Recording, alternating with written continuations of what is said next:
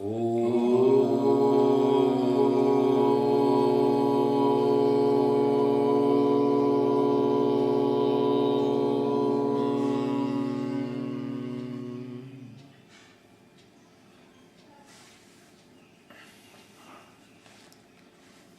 दर्शन 5वां अध्याय, दूसरा सूत्र, उसकी भूमिका पढ़ेंगे।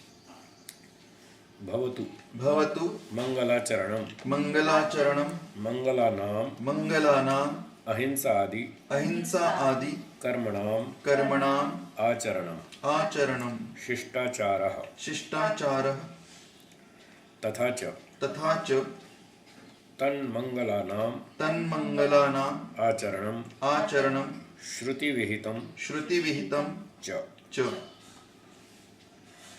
भूमिका में इस तरह से कह रहे हैं कि मंगल आचरण अर्थात मंगल जो अच्छे अच्छे कर्म हैं, अहिंसा आदि, इन सब अच्छे अच्छे अहिंसा आदि कर्मों का आचरण शिष्टाचार नाम से हम स्वीकार कर लेते हैं।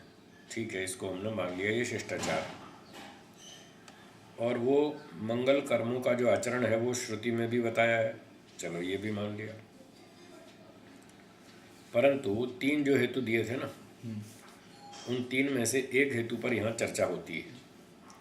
परंतु बोलिए, परंतु फल प्रदर्शनात् यत् फल प्रदर्शनम उक्तम यत् फल प्रदर्शनम उक्तम तन्न युक्तम। तन्न युक्तम। तो श्रुतितश्च ये हेतु भी ठीक है और वो शिष्टाचार है, ये भी ठीक है, पर जो तीसरा हेतु है फल प्रदर्शन, ये हमको जच नहीं रहा। जो आपने फल प्रदर्शन कहा तन्न युक्तम, वो ठीक नहीं है। न ही मंगलाचरण रूप अहिंसा आदि कर्माधीनम फलम संपद्यते।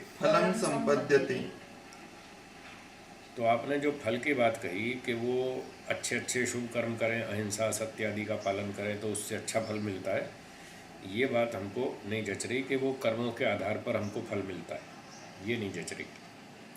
किंतु फलम तु ईश्वराधीनम एव।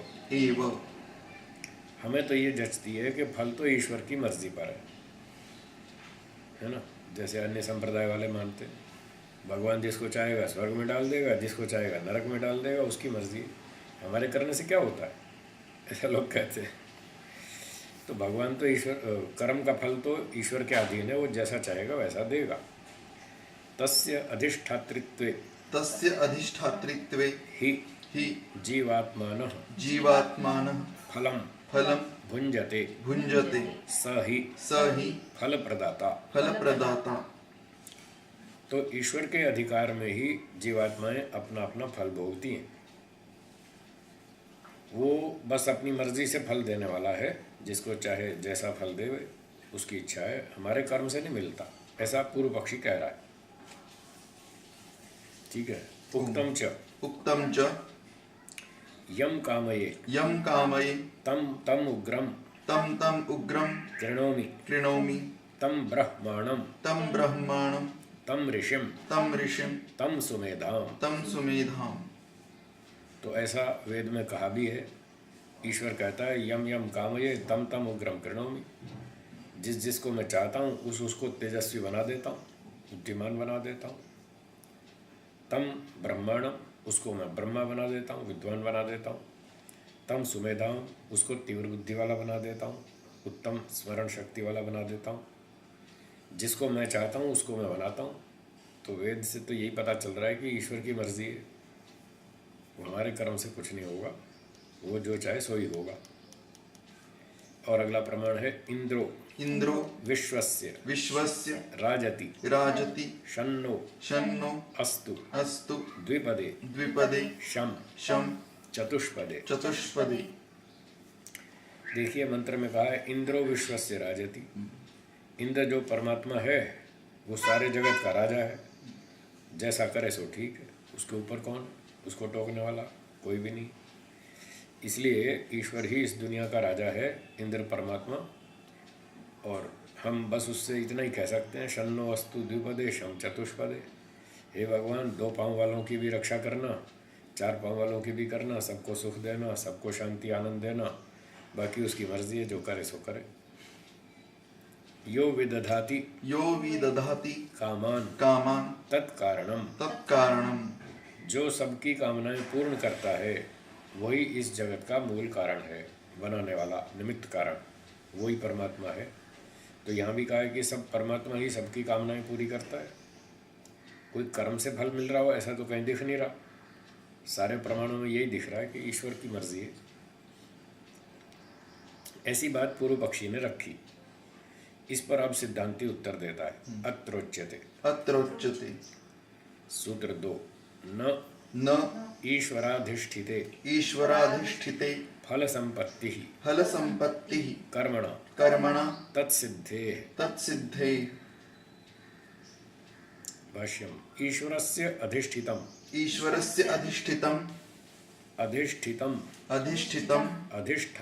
अधिष्ठानम नपुंसके भावे क्तः। तो ये अधिष्ठितम जो शब्द है यहाँ है तो क्त प्रत्यय, पर ये है भाववाचक। इसका अर्थ है अधिष्ठानम। ठीक है, इसको आगे खोलते हैं। ये तो व्याकरण की बात थी। अधिष्ठितम का अर्थ है अधिष्ठानम। केवलम ईश्वराधिष्ठाने फल संपत्ति न भवति। कारण केवल ईश्वर के अधीन फल की प्राप्ति नहीं है। संपत्ति माने प्राप्ति, फल संपत्ति, फल की प्राप्ति केवल ईश्वर की मर्जी पर नहीं है।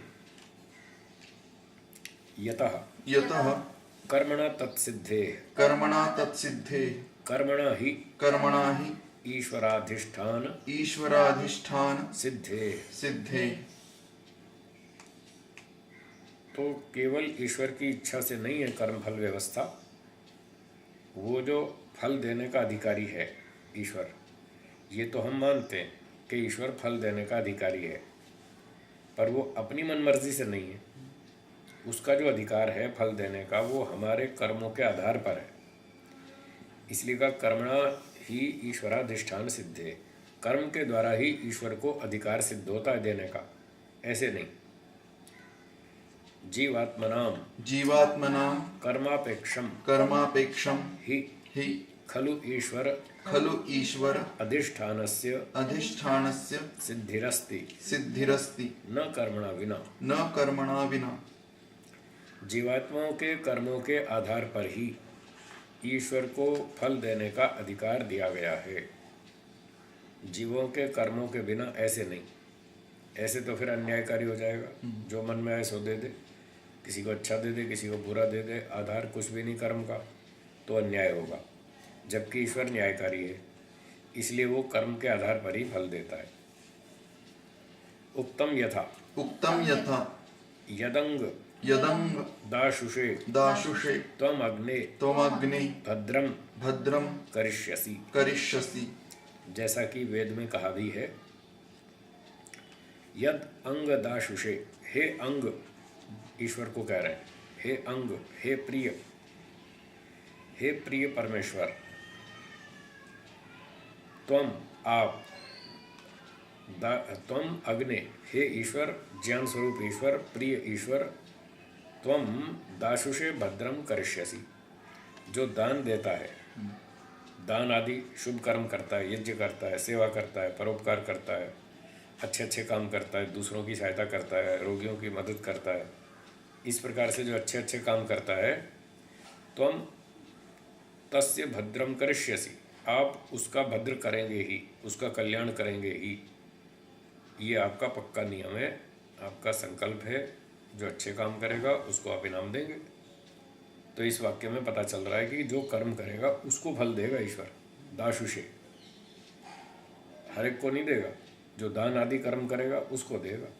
इससे पता चलता है फल व्यवस्था कर्म के अधीन है, और ईश्वर जो फल दे रहा है वो कर्म के आधार पर दे रहा है, ऐसे नहीं दे रहा। दाशुषे दत्तवते कर्म सूचना। तो दाशुषे शब्द का अर्थ है दत्तवते, जिसने दान दिया, यज्ञ किया, सेवा की, परोपकार की, शुभ कर्म किया, ऐसे व्यक्ति को आप अच्छा अच्छा सुख देंगे, कल्याण करेंगे। इस दाशुषे शब्द में कर्म की सूचना है कि कर्म के आधार पर फल मिल रहा है, मुफ्त में नहीं मिल रहा। तथा एको देवः सर्वभूतेषु गूढ़ः सर्वव्यापी सर्वभूतांतरात्मा कर्माध्यक्षः। और इसमें भी कहा है ये कर्माध्यक्ष, सीधा सीधे शब्द, जो कर्मों का अध्यक्ष है, कर्मों के आधार पर फल देता है, ऐसे नहीं देता। तो और भी शब्द हैं, एको देव, एक देव है परमात्मा, एक ही है वो देव, दाता है, देने वाला है। सर्वभूतेषु गूढ़, सब भूतों में विद्यमान है, छुपा हुआ है, हर वस्तु में समाया हुआ है। सर्वव्यापी, सर्वत्र उपस्थित है। सर्वभूतांतरात्मा, सब प्राणियों के अंदर बैठकर उनको प्रेरित करता है, उनके सब मन की सब बातें जानता है, सब चीज़ों की खबर रखता है। और वो कर्माध्यक्ष, कर्मों का अध्यक्ष है, कर्मानुसार वो फल देता है। स्पष्टम उच्यते ही स ईश्वरः कर्माध्यक्षः कर्मानुसारेण फलप्रदाता। तो कह रहे हैं यहाँ पर स्पष्ट ही कहा है कि वह ईश्वर कर्मों का अध्यक्ष है, सीधा ही शब्द है, कर्म के आधार पर फल देने वाला है। और अन्यच्च पुण्यः पुण्येन कर्मणा भवति पापः पापेन। और भी कहा है शास्त्रों में कि जो जीवात्मा पुण्य कर्म करता है उसके कारण वो पुण्यात्मा हो जाता है, उसको सुख फल मिलता है। पापेन पापः, और जो पाप करता है वो पापात्मा हो जाता है, उसके कर्म खराब हो जाते हैं, उसके आधार पे उसको फिर दंड मिलता है। तो कर्मों के आधार पर ही चल रहा है ये सब कुछ व्यवस्था। तस्मात् न ईश्वरः कर्म अनपेक्षः फलप्रदाता। इसलिए ईश्वर जो फल प्रदाता है वो कर्म के अनपेक्ष नहीं है, कर्म को छोड़ करके नहीं है, बिना कर्मों के फल नहीं देता, वो कर्म के आधार पर ही देता है। इसलिए कर्म का कारण तो मानना ही होगा, ऐसे मनमानी से ईश्वर फल नहीं देगा। सूत्रार्थ हुआ न ईश्वराधिष्ठिते फल संपत्ति ही कर्मणा तत्सिद्धे। न, सिद्धांति कह रहा है आपकी बात ठीक नहीं है। फल संपत्ति ही ईश्वराधिष्ठिते अस्ति। फल की प्राप्ति ईश्वर के अधीन तो है, परंतु कर्मणा तत्सिद्धे, फल देने का अधिकार ईश्वर को हमारे कर्मों के आधार पर मिलता है, ऐसे नहीं, बिना कर्म के नहीं।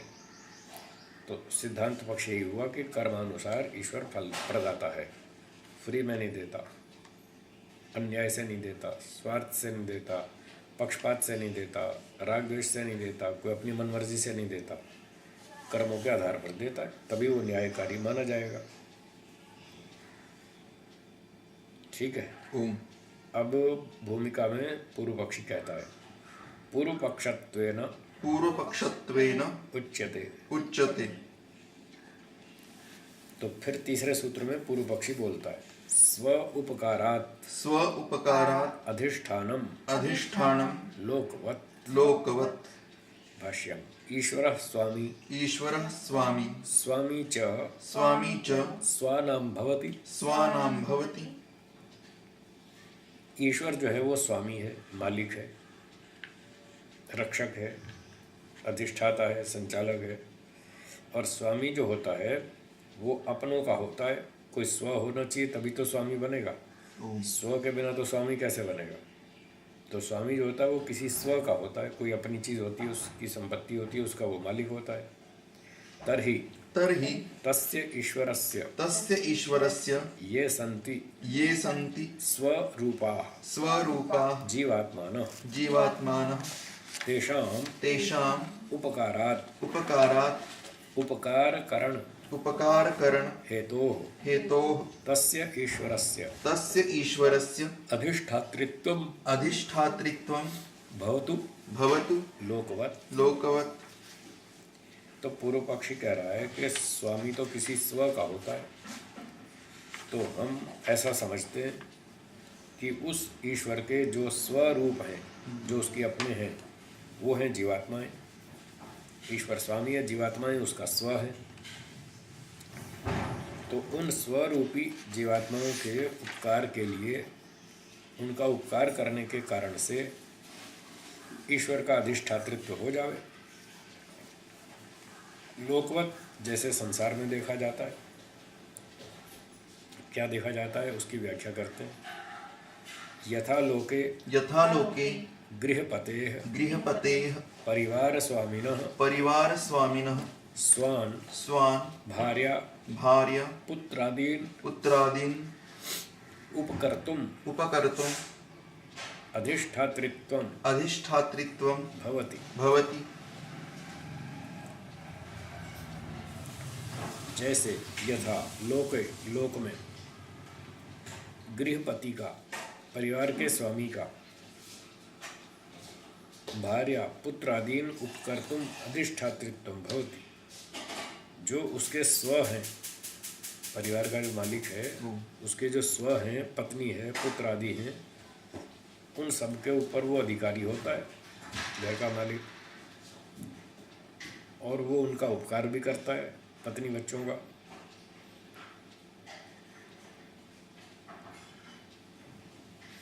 कैसे करता है आगे पढ़ेंगे। कर्मणा विना अपि तद्वत् ईश्वरस्य अपि कर्मणा विना अधिष्ठातृत्वम् अस्तु।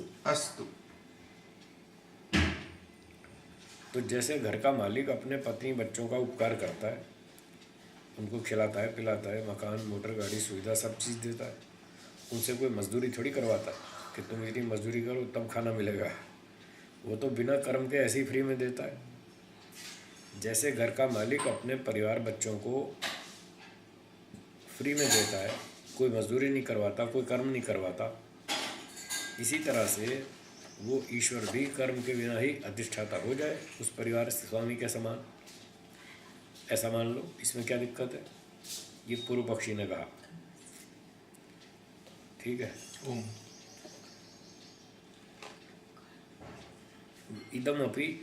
इदमपि सूत्रम अनिरुद्धवृत्तौ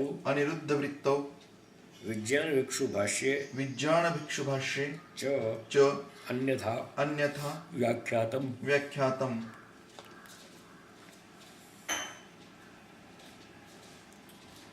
यह सूत्र भी अनिरुद्ध वृत्ति और विज्ञान भिक्षु भाष्य में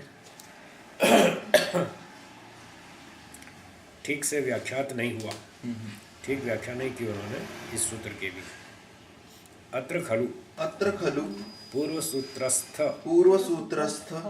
कर्मणा शब्दम आश्रित्य पूर्वपक्षेण भवितव्यम।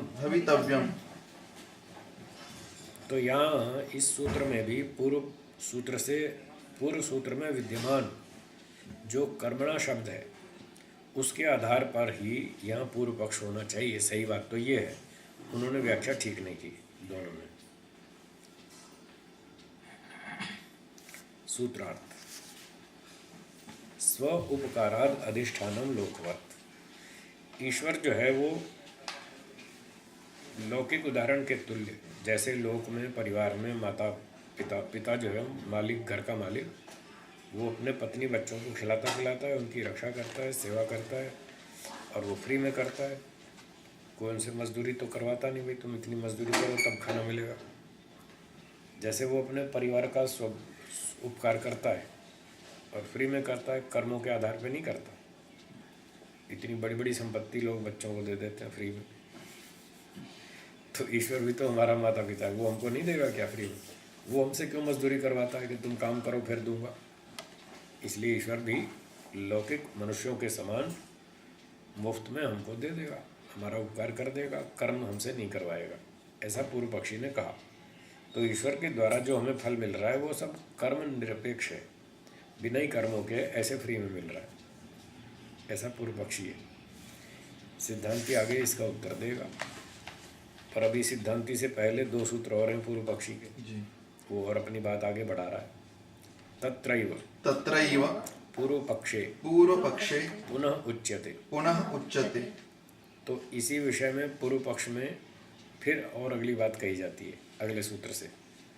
सूत्र 4 लौकिक ईश्वरवत् इतरथा भाष्यम अन्यथा यदि स ईश्वरः स्वान् भार्यापुत्रादीन् न उपकुर्वीत तर्हि तो इतरथा मतलब अन्यथा, उल्टे पक्ष में, अर्थात यदि वह ईश्वर अपने पत्नी बच्चों को उपकार न करे, फ्री में न खिलाए पिलाए अपने बच्चों को, जीवात्माओं को, जैसे कोई सेठ अगर अपने बच्चों को नहीं खिलाता पिलाता फ्री में तो वो अच्छा माना जाएगा? नहीं माना जाएगा ना। ऐसे ईश्वर भी हमसे सब मजदूरी करवा के ही फल देवे और फ्री में नहीं देवे तो वो क्या ईश्वर हुआ? ये कोई ईश्वर है क्या? तो लौकिकेश्वरवत् लौकिकानां पदार्थानां ईश्वरः स्वामी भूमि स्वामी धन स्वामी यथा भवति तथा स्यात्। तो यदि वो पत्नी बच्चों का जैसे कोई व्यक्ति पालन नहीं करता तो उसको अच्छा नहीं मानते, ऐसे ही यदि ईश्वर बिना कर्म के हमको सुख न देवे, बच्चों को, जीवात्माओं को, तो वो भी क्या ईश्वर हुआ? वो तो फिर ऐसे ही नाम मात्र का ईश्वर होगा कि भाई जैसे कोई व्यक्ति भूमि का स्वामी है, वो उसके पास 100 एकड़ ज़मीन है और इसके पास इतना करोड़ों रुपया है, वो करोड़पति है, अरबपति है। तो जैसे और सांसारिक लोग होते हैं और वो देते हैं नहीं कुछ और कब्जा किए बैठे रहते हैं संपत्ति पे, ईश्वर भी फिर ऐसा ही माना जाएगा अगर वो अपने बच्चों का उपकार नहीं करता फ्री में, तो नाम मात्र का ईश्वर माना जाएगा मालिक। तिष्ठतु तथा भूतः ईश्वरः कृपणः किं तेन ईश्वरेण यद्वा किं तस्य ऐश्वर्येण। कहते हैं तिष्ठतु तथा भूतः ईश्वरः कृपणः, ऐसा कंजूस ईश्वर अपने घर में रहे, हमें उससे क्या लाभ? हमें उससे क्या मतलब? देता तो कुछ है नहीं, बना सेठ बना रहे अपने घर में। किम तेन ईश्वर, उससे हमें क्या फ़ायदा ऐसे ईश्वर से जो देता नहीं फ्री में? अथवा तस्य ऐश्वर्येण, अथवा उसकी संपत्ति से हमें क्या लाभ जब देता तो है नहीं? उसके घर में रहे, हमें नहीं चाहिए। तो सूत्र का अर्थ हुआ इतरथा लौकिक ईश्वरवत्। यदि ईश्वर फ्री में नहीं देगा, मुफ्त में नहीं देगा, तो फिर तो लौकिक सेठों की, कंजूस सेठों की तरह से है। वो कंजूस सेठ बैठे रहते हैं संपत्ति पे कब्जा करके, वो भी बैठा है, ऐसा माना जाएगा। पुनः अपि तत्रैव। और इसी विषय में एक बात और कहता है पूर्व पक्षी, पारिभाषिको वा अथवा स निरुपकारकः खलु ईश्वरो भवतु पारिभाषिकः कथनमात्रो वाचनिको नाममात्रो वा काष्ठधेनुवत् यो न उपकुर्वीत। तो अथवा तीसरी बात यह है कि जो ऐसे हमारा उपकार नहीं करेगा, मुफ्त में फ्री में नहीं देगा खाने को, तो ऐसा ईश्वर तो पारिभाषिक मात्र होगा, बस नाम मात्र होगा, कथन मात्र होगा, कहने का ईश्वर है, बाकी उससे हमें वो लाभ तो कुछ है नहीं। जैसे लकड़ी की गाय से हमें क्या लाभ है, जो कुछ दूध तो देती नहीं, ऐसे लकड़ी को थोड़ा सा काट पीट के गाय की शक्ल बना के रख दिया शोकेस में, वो किस काम की?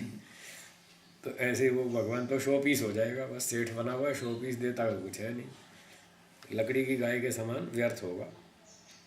परिभाषा निंदा तद्भाग निंदा भाग उपहास भाग स्यात्।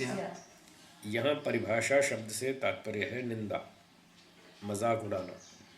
तो उपहास का पात्र बनेगा ईश्वर। ऐसे लोग उसका मजाक उड़ाएंगे, देखो बना फिरता है सेठ दुनिया का, इतना बड़ा मालिक बना फिरता है, देता कुछ है नहीं, ऐसे ईश्वर से क्या मतलब हमें। तो उसका कोई सम्मान नहीं करेगा, उसका अपमान करेंगे, खिल्ली उड़ाएंगे, मजाक उड़ाएंगे लोग। तो पूर्व पक्षी का पक्ष ये रहा कि ईश्वर फ्री में देता है। जैसे लौकिक स्वामी अपने परिवार वालों की रक्षा करता है मुफ्त में, ऐसे ईश्वर भी हमको फ्री में देता है, क्यों कर्म करवाएगा हमसे। अथ समाधत्ते, अब समाधान करते हैं। न रागाद रीते तत्सिद्धि प्रतिनियत कारणत्वात्। भाष्यम कर्माणि अनपेक्ष्य उपकार साधनम रागम अंतरा न संभवति। पूर्व पक्षी ने अपनी बात को जरा अच्छा बलपूर्वक प्रस्तुत किया और ईश्वर की खिल्ली भी उड़ा दी और उसका सब ऑपरेशन कर दिया और ऐसा प्रस्तुत कर दिया बात को कि ये ईश्वर कोई काम का नहीं है, जाए फ्री में नहीं देगा तो ये बेकार ईश्वर है। तो आम आदमी तो इस बात में फंस जाएगा, वो कहेगा इसकी बात तो ठीक है, इतना बड़ा सेठ है, कुछ देता नहीं तो क्या मतलब इसकी संपत्ति से। तो भगवान सारी दुनिया का राजा है, मालिक है, तो उसको भी देना ही चाहिए फ्री में। मोटी बुद्धि वाला तो फंस जाएगा इस चक्कर में, पर सूक्ष्म बुद्धि वाला नहीं फंसेगा। उसके लिए उत्तर बहुत अच्छा है। कहते हैं कर्माणि अनपेक्ष उपकार साधनम, जो कर्मों के बिना ही किसी को देना, सुख देना, फल देना, पैसा देना, संपत्ति देना, कुछ भी देना, बिना ही कर्म करवाए ऐसे फ्री में देना, ये रागम अंतरा न संभवती। वहाँ ये राग एक कारण ज़रूर होगा, बिना राग के तो ऐसे कौन किसको देगा।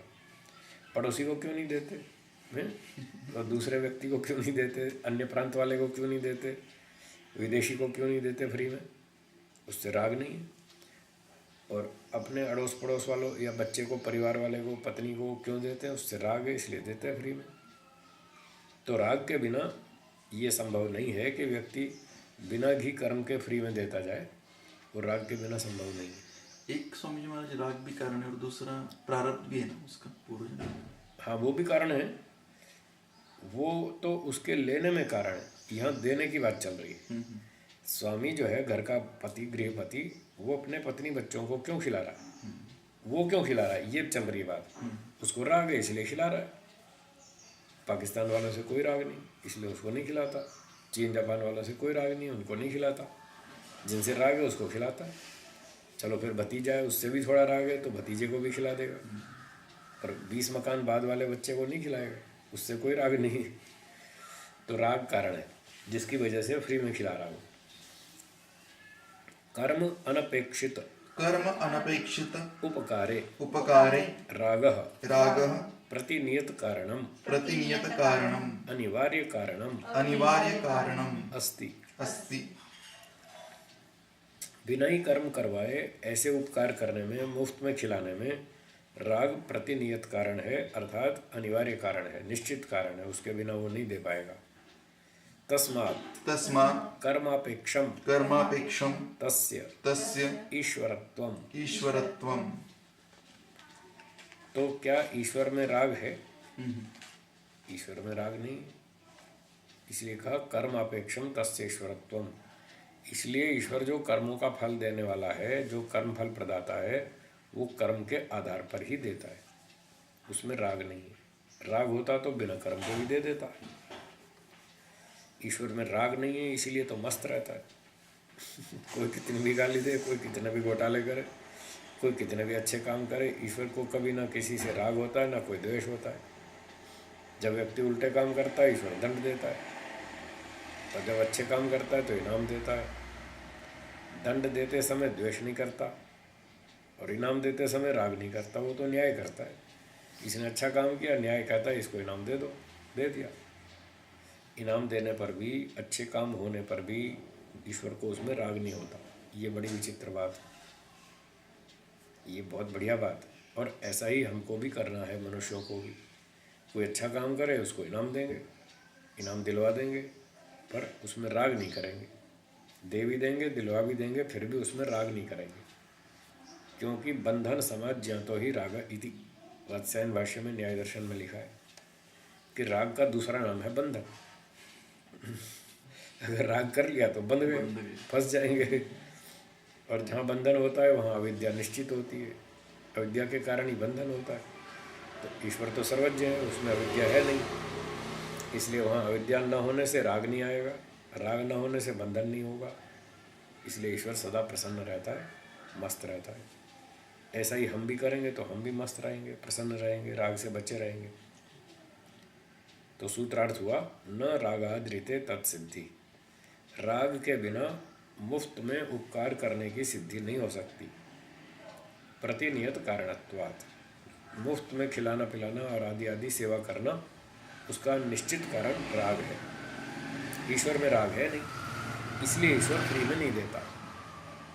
वो कंजूस सेठ नहीं है, वो न्यायकारी राजा है। जो उसने आरोप लगाया था ना पूर्व पक्षी ने, इतनी संपत्ति है फिर भी नहीं देता, बड़ा कंजूस है। तो इसका उत्तर है वो कंजूस नहीं है, वो न्यायकारी है, इसलिए नहीं देता। न देने के दोनों कारण हो सकते हैं, कंजूसी भी और न्याय भी। तो मनुष्यों पे तो कंजूसी का कारण लग भी सकता है, ईश्वर पे नहीं लगता, वो तो न्यायकारी है। तो मनुष्य कहीं न्याय से देता है, बिना कर्म के नहीं देता, वो न्याय है। और कहीं पात्र होते हुए भी वो नहीं देता, वहाँ कंजूसी कारण है। तो ईश्वर में कंजूसी कभी लागू नहीं होती, क्योंकि जो व्यक्ति अच्छे काम करता है उसको ज़रूर देता है। तमग्ने भद्रम करिष्यसि दाशुषे, जो दान आदि अच्छे कर्म करता है ईश्वर उसका कल्याण करता ही है। तो वहाँ कंजूसी नहीं है, न्याय है, ये हेतु लगता है। यहाँ पे कर्तव्य भी, गृहपति का कर्तव्य भी है ईश्वर के। हाँ, कर्तव्य है ना, तो वो भी एक कारण है। कर्तव्य भी है। कर्तव्य क्या है? जो उसको करना चाहिए जी, गृहस्थ में है तो उसको ड्यूटी बताई ईश्वर ने, करो, नहीं तो घर नहीं चलेगा, परिवार नहीं चलेगा। परिवार के दूसरे लोग अपना काम करते हैं, आप अपना काम करो, सब मिल करके घर चलेगा। पत्नी घर संभालेगी, पति बाहर पैसे कमाएगा, दोनों मिल के घर चलाएंगे तो चल जाएगा। फिर भी वो पत्नी से इस तरह से काम नहीं करवाता जैसे अपने ऑफिस में नौकर से करवाता है, ये अंतर है। ऑफिस में जो गृहपति है, ऑफिस में वो नौकरों से काम करवाता है और नाप तोल के उनके हिस्से का पैसा उनको दे देता है। पर घर में ऐसा नहीं होता कि पत्नी हो गए तुमको इतना काम करना पड़ेगा तब वेतन मिलेगा। वहाँ वेतन नहीं होता, वहाँ बिना वेतन के काम चलता है, बल्कि वेतन से भी ज़्यादा मिलता है। एक घर का मालिक ऑफिस में 50 स्टाफ रखता है, 50 लोगों का, और वो जितना कमाता है उसमें से थोड़ा थोड़ा उनको बांट देता है। उनकी सैलरी बहुत सारा उसके पास बचता है, वो उसका मालिक बनता है। पर घर में जो पत्नी एक अकेली होती है, वो सारा काम करती है, उसमें से आधा संपत्ति उसको दे देता है। वहाँ तो 50 को आधी संपत्ति दी, यहाँ एक को आधी दे दी अपनी। तो फिर वहाँ कोई ऐसा हिसाब नहीं होता है। पर वो भी तो न्याय है, वो भी तो न्याय ही। हाँ, न्याय है वो भी। उसमें कितना न्याय है, कितना राग है, ये तो पूरा निर्णय करना कठिन है। कुछ राग भी होता है, कुछ न्याय भी होता है, दोनों बातें गोली मिली बातें रहती हैं इस प्रकार से। तो वो जो भी है ईश्वर ने व्यवस्था बताई है वैसी हमको करनी चाहिए। जी, आगे चलें। पुनश्च पुनश्च तद योगे अपि न नित्य मुक्तः भाष्यम अपि संभावनायाम। सूत्र में अपि शब्द है, ये संभावना अर्थ में है। संभावना शब्द का अर्थ सामान्य रूप से होता है कि पॉसिबिलिटी, ऐसा हो सकता है, परंतु यहाँ पॉसिबिलिटी नहीं है, यहाँ गारंटी है। अपि शब्द यहाँ गारंटी अर्थ में, निश्चित रूप से ऐसा ही है, इस बात को कह रहा है अपि। हाँ, यहाँ ये स्पेशल बात समझनी है। अपि का अर्थ यहाँ पर है 100% गारंटी है, ऐसा ही है। यद्यपि अपि शब्द का कॉमन सामान्य अर्थ होता है ऐसा भी है, और यहाँ है ऐसा ही है, ये ध्यान देना। तो कह रहे हैं संभवे, संभवे तद योगे राग योगे यदि तस्य ईश्वरस्य रागेण सह योगः संबंधः संभवो यद्वा तस्मिन् ईश्वरे रागस्य योगः संभवति तर्हि न नित्यमुक्तः स नित्यमुक्तो न स्यात्।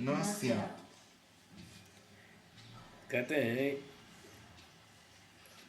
संभवे अर्थात तद योगे राग योगे यदि ईश्वर में राग का योग मान लिया जाए, थोड़ी देर के लिए अभ्युपगम सिद्धांत से मान लेते हैं ईश्वर में भी राग है, जैसे मनुष्यों में राग है ऐसे ईश्वर में भी है, मान लेंगे तो उस ईश्वर का राग के साथ संबंध हो जाएगा, तो उस ईश्वर में राग का संबंध मानना पड़ेगा।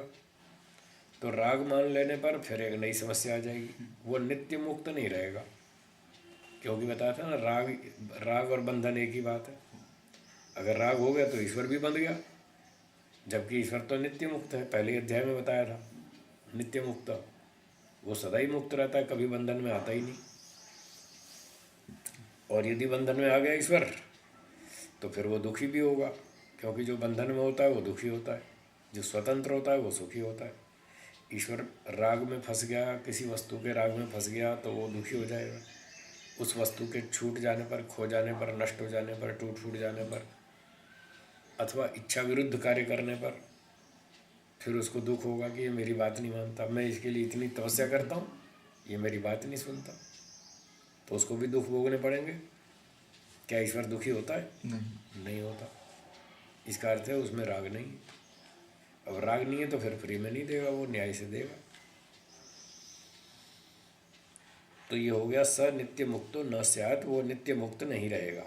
प्रतिपाद्यते ही स खलु ईश्वरो नित्य मुक्तः, जबकि शास्त्रों में उसको नित्य मुक्त बताया है ईश्वर को। स तु सदैव मुक्तः सदैव ईश्वरः।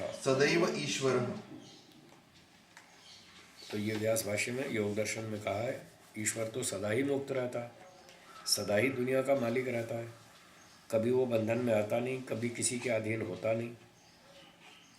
उक्तम ही पूर्वम अत्रापि नित्य मुक्तत्वम।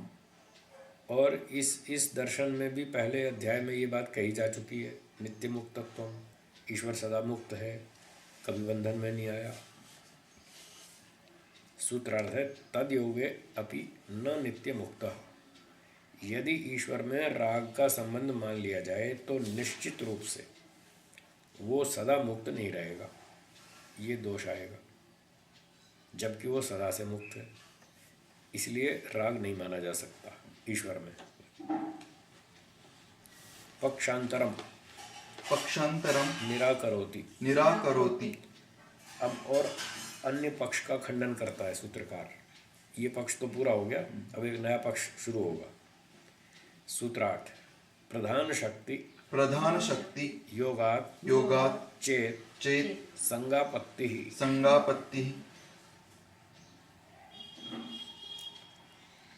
भाष्यम प्रधानस्य अव्यक्तस्य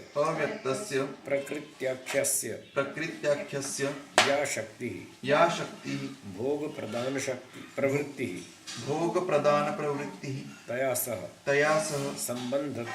संबंधत्वात् तया बाध्यमानत्वात् ईश्वरस्य स्वतंत्रं कर्म निरपेक्षम अधिष्ठातृत्वं फल प्रदाने।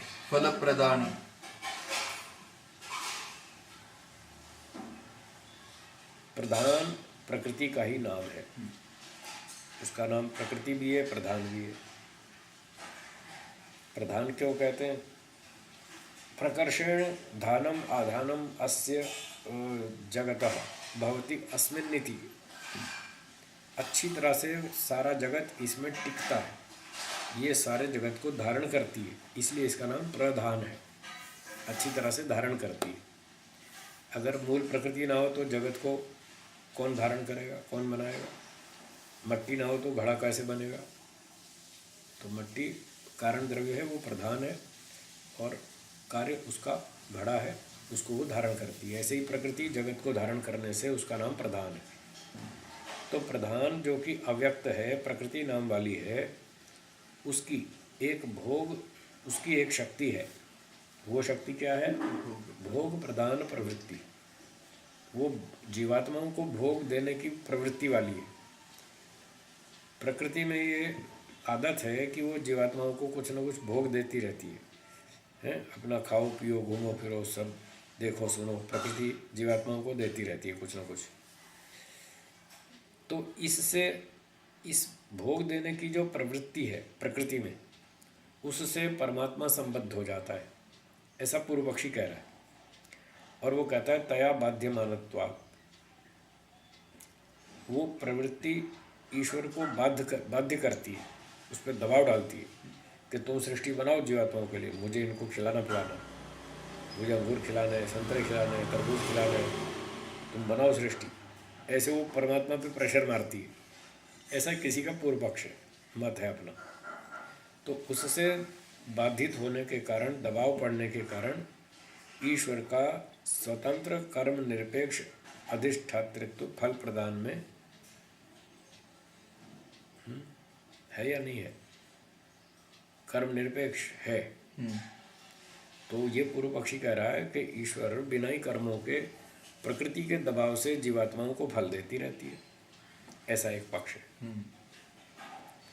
इति चेत कल्प्येत तरहि यदि कोई ऐसी कल्पना करे कि जीव के कर्म के आधार पर ईश्वर ने सृष्टि नहीं बनाई, ये तो प्रकृति ने दबाव डाला इसलिए बना दी। प्रकृति कह रही है मुझे इनको खिलाना है, तुम बनाओ, तुम्हारा क्या जा रहा है, तुम्हारी जेब से थोड़ी ले रहा हूँ, मैं दे रही हूँ, फिर तुम करो ना काम। इस तरह से उसने दबाव डाला। तो ऐसा मानने पर क्या दोष आएगा? संगापत्ति ही। प्रधानस्य प्रवृत्ति शक्त्या सह सशक्तो भविष्यति इति संगापत्ति ही। तब ये संगापत्ति का दोष आएगा, अर्थात प्रधान की प्रवृत्ति शक्ति के साथ वो बेचारा फंस जाएगा, दब जाएगा, बंध जाएगा, सर्वशक्तिमान नहीं रहेगा, कमज़ोर माना जाएगा कि ईश्वर कमज़ोर था, प्रकृति ने प्रेशर मारा और उसको न इच्छा होते हुए भी प्रकृति के दबाव से सृष्टि बनानी पड़ी।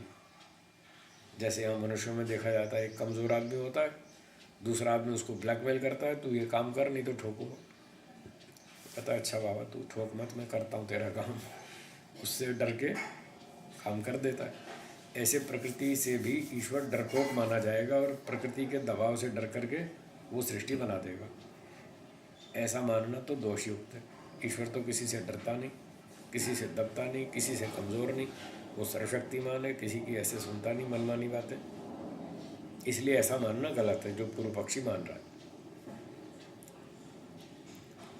असंगश्च स उच्यते, जबकि परमात्मा को असंग बतलाया, वो किसी के दबाव में दबता नहीं है, वो तो सबसे ऊपर, सबका राजा है, सर्वशक्तिमान है, ऐसा है ईश्वर। स यत् तत्र किंचित पश्यति अनन्वागतो तेन भवति असंगो हि अयं पुरुषः।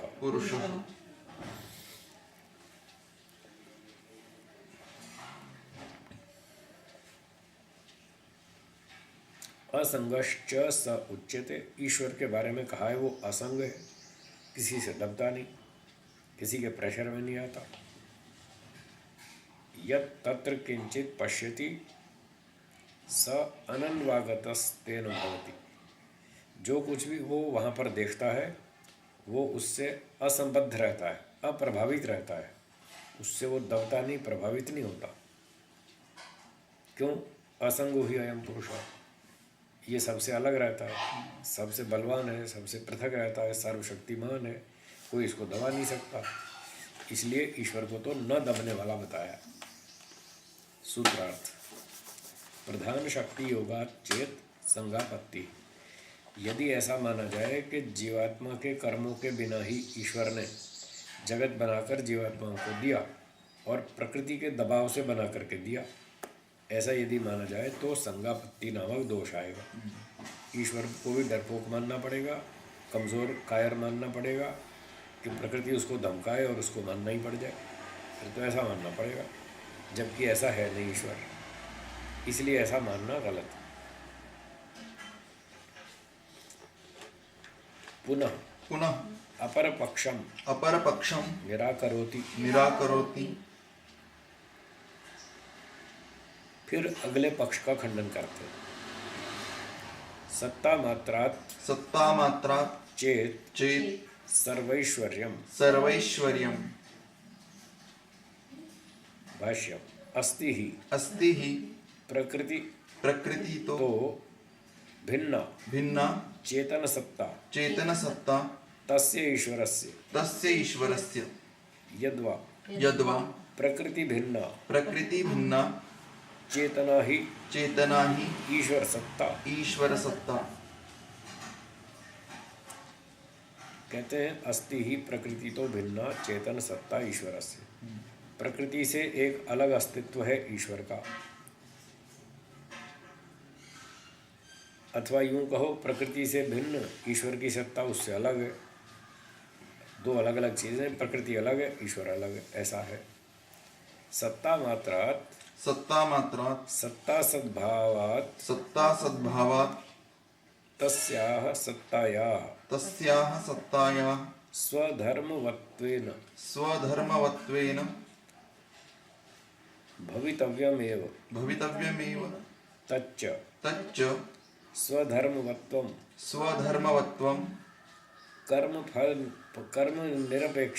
कर्म निरपेक्षम स्वतंत्रम फलप्रदातृत्वम इति चेत उच्येत।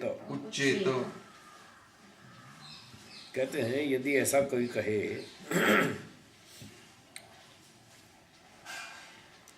कि ईश्वर और प्रकृति दो अलग अलग चीज़ें हैं और सत्ता मात्र से, सत्ता होने से अपना कोई अलग धर्म भी होना चाहिए, तभी तो सत्ता उसकी मानी जाएगी। कोई विशेष धर्म तो होना ही चाहिए, उसके बिना उसकी पहचान कैसे होगी। तो उसकी पहचान ठीक तरह से हो सके इसलिए कोई ना कोई उसका एक विशेष धर्म होना चाहिए। और वो धर्मवत्व क्या है? वो है बिना कर्मों के अपेक्षा किए स्वतंत्र रूप से फल देना। यदि ऐसा कोई कहे तो,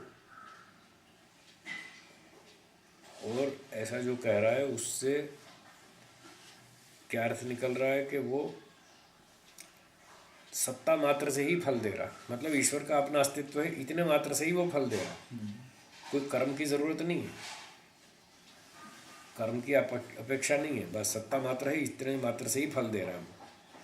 ऐसा यदि कोई कहे तर्हि सर्वेषां प्रकृति तो भिन्नानां सत्तावतां चेतनानां जीवात्मनां अपि ईश्वरत्वं आपतति इति दोषापातो भवेत् अपनी ओर से जोड़ दिया। तो कहते हैं यदि ऐसा मान लिया जाए कि सत्ता मात्र से ही फल मिल जाता है, तब तो सारे के सारे प्रकृति से भिन्न सत्ता वाले जीव भी तो हैं, उनका अस्तित्व भी तो प्रकृति से भिन्न है, और सत्ता मात्र से ही फल मिलता है। यदि ये नियम मान लिया जाए तो जीवों की भी सत्ता है, उनकी भी प्रकृति से अलग सत्ता है। ऐसे तो सारे जीव ईश्वर बन जाएंगे, सारे ही मालिक हो जाएंगे ईश्वर की तरह से। ये दोष आ पड़ता है, ये दोष आता है कि सब जीव ईश्वर बन जाएंगे। यतः ते अपि प्रकृति भिन्ना चेतन सत्तावन्तः क्योंकि वो भी प्रकृति से अलग अस्तित्व वाले, अपनी चेतन सत्ता वाले और प्रकृति से अलग है, ईश्वर के समान।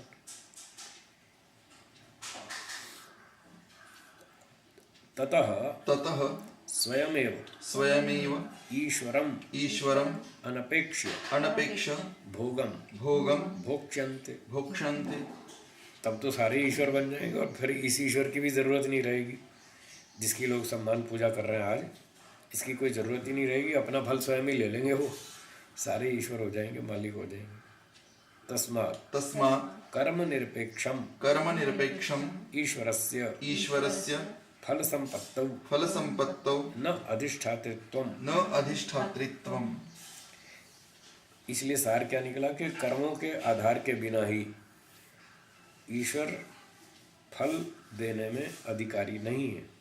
कर्मों के आधार पर ही देता है, बिना उसके नहीं देता, ये सार निकला। सूत्रार्थ हुआ सत्ता मात्रा चेत सर्वैश्वर्यम। यदि सत्ता मात्र से ही, ईश्वर की सत्ता मात्र से ही सबको फल मिल जाता बिना ही कर्म के, तो सारे जीव ईश्वर बन जाएंगे और न फिर ईश्वर की भी ज़रूरत नहीं है और कोई काम करने की भी ज़रूरत नहीं है, अपना फल स्वयं ही ले लेंगे। पर ऐसा तो व्यवहार में दिखता नहीं है और ऐसा ठीक भी नहीं लगता, न्यायपूर्वक भी नहीं लगता कि बिना ही कर्म किए अपने आप ही फल ले लें वो। ठीक है, थोड़ा सा ब्रेक जी।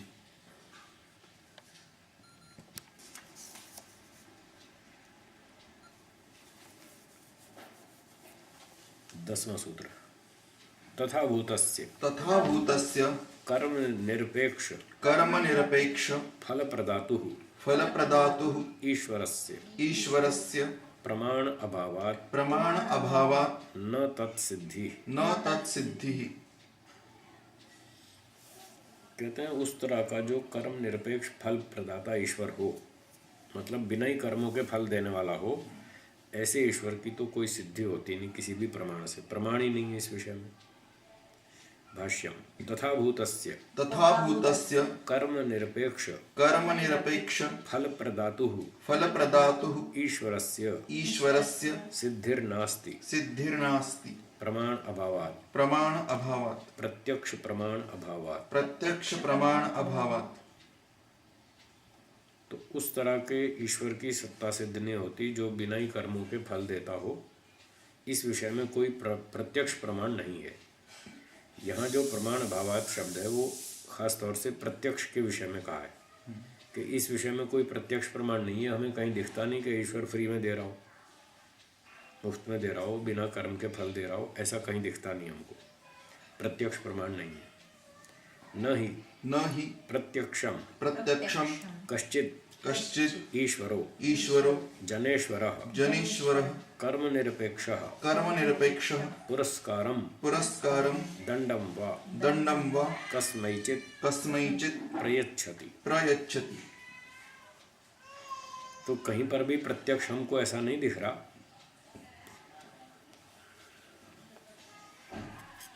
कोई ईश्वर, लोगों का ईश्वर मालिक बिना कर्म के ही ऐसे फ्री में पुरस्कार दे रहा हो या फ्री में दंड दे रहा हो किसी को, ऐसा कहीं दिखता नहीं प्रत्यक्ष। अत्र प्रमाण शब्दात् प्रत्यक्षम प्रमाणम अभिप्रेयते। यहाँ इस सूत्र में प्रमाण शब्द से प्रत्यक्ष प्रमाण अर्थ लेना चाहिए। क्यों? अग्रे अनुमान शब्द प्रमाणयोः प्रतिपादनात्। तो अगले सूत्र में अनुमान की भी चर्चा है, शब्द प्रमाण की भी है, तो प्रत्यक्ष की नहीं थी और यहाँ प्रमाण लिखा है, इसलिए हम प्रमाण का अर्थ यहाँ प्रत्यक्ष कर लेंगे इस तरह से। तो सूत्रार्थ हुआ प्रमाण अभावात् न तत्सिद्धि। प्रत्यक्ष प्रमाण न होने से ऐसे ईश्वर की सत्ता सिद्ध नहीं होती जो बिना ही कर्मों के फल दे दे। ऐसा कोई ईश्वर सिद्ध नहीं हो रहा, अर्थात कर्मों के आधार पर फल देता है ईश्वर। 11वां सूत्र। संबंध अभावात् न अनुमानम। संबंध अभावात् कर्म निरपेक्ष फल प्रदातुः ईश्वरस्य विषये नियत संबंध अभावात् व्याप्ति संबंध अभावात् अभावात् अनुमानम अनुमानम नास्ति। नास्ति। तो जो ईश्वर है वो बिना कर्म के फल देता है, ऐसी कोई व्याप्ति नहीं बनती। तो व्याप्ति न होने से अनुमान भी नहीं होता कि ईश्वर फ्री में देता हो। ऐसा कोई अनुमान भी प्रमाण से भी इस बात को सिद्ध नहीं करता कि जो ईश्वर है वो सब बिना कर्मों के फल देता है।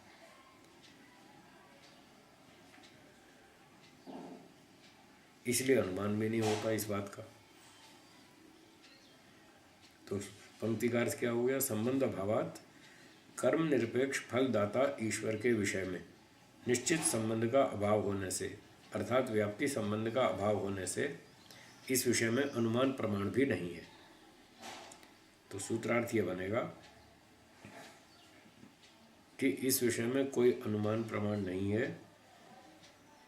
क्या? कि ईश्वर बिना ही कर्मों के फल देता हो। क्यों नहीं है अनुमान? क्योंकि यहाँ कोई व्याप्ति व्यवस्था दिखती नहीं। अब श्रुति की 12वें सूत्र में बात करते हैं। सूत्र 12 बोलिए। श्रुतिरपि प्रधान कार्यत्वस्य न इति अनुवर्तते। न शब्द के ऊपर से अनुवृत्ति आ रही है, तो न को और जोड़ देंगे। श्रुतिरपि प्रधान कार्यत्वस्य न, श्रुति भी कह रही है कि प्रधान का जो कार्य बन रहा है जगत, ये भी मुफ्त में नहीं बन रहा, ये भी कर्मों के आधार पर हो रहा है जगत बनना, तो ये भी फ्री में नहीं। तो श्रुति भी यही कह रही है। तो सारे प्रमाण ये कह रहे हैं कि ईश्वर मुफ्त में नहीं दे रहा, कर्मों के आधार पर ही दे रहा है। प्रधानस्य कार्य परिणयन विषयिका श्रुतिरपि न कर्म निरपेक्षा अपितु जीव कर्म अपेक्षास्ति। तो श्रुति भी ये कह रही है, शब्द प्रमाण भी ये कह रहा है कि जो प्रकृति से जगत बनाया गया, वह उस संबंध में जो श्रुति है वो भी ये कहती है जीव के कर्मों के आधार पर ही जगत को बनाया गया। ऐसे बिना कर्म के नहीं बनाया गया जगत। जैसे कि एको देवः सर्वभूतेषु गूढ़ः सर्वव्यापी सर्वभूतांतरात्मा कर्माध्यक्षः सर्वभूताधिवासः साक्षी चेता केवलो निर्गुणश्च एको वशी निष्क्रियाणां बहुनां एकं बीजं बहुधा यह करोति। तो श्रुति भी ये कह रही है एको देव, एक देव है परमात्मा, सर्वभूतेषु गूढ़, सब पदार्थों में विद्यमान है, छुपा हुआ है, सर्वव्यापी, सर्वत्र उपस्थित है, सर्वभूतांतरात्मा, सबके अंदर बैठा है, सबके मन की बात जानता है, कर्माध्यक्ष, देखो वो भी कर्माध्यक्ष बता रही है कि कर्मों का अधिकारी है, कर्मों का निर्णायक है, संचालक है, नेता है, न्यायाधीश है, और सर्वभूताधिवासः, सब भूतों का निवास स्थान है। जड़ चेतन जितने भी पदार्थ हैं सब ईश्वर में रहते हैं, ईश्वर से दूर नहीं रहते। और साक्षी, वो सबका साक्षी है, सबके कर्मों को देखता है।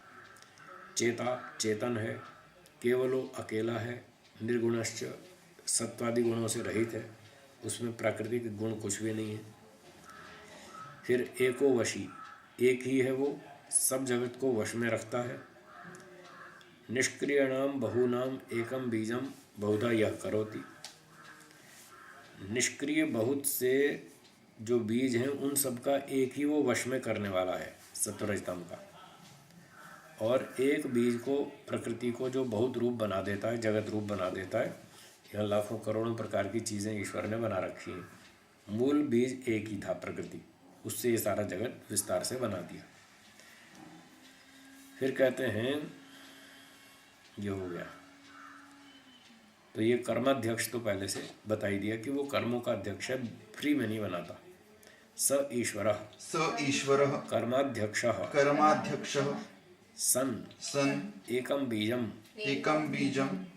प्रधानं कार्यत्वेन बहुधा करोति इति स्पष्टम। तो यहाँ स्पष्ट ही है इन वचनों में कि स ईश्वरः कर्माध्यक्ष, वो कर्मों का अध्यक्ष है। और कर्मों का अध्यक्ष होता हुआ एक बीज यानी प्रकृति को कार्य रूप में बहुत रूप बना देता है, ये स्पष्ट है। कर्मों के आधार पे बनाता है, फ्री में नहीं। वक्ष्यति ही अग्रे न धर्म अपलापः प्रकृति कार्य वैचित्र्यात्।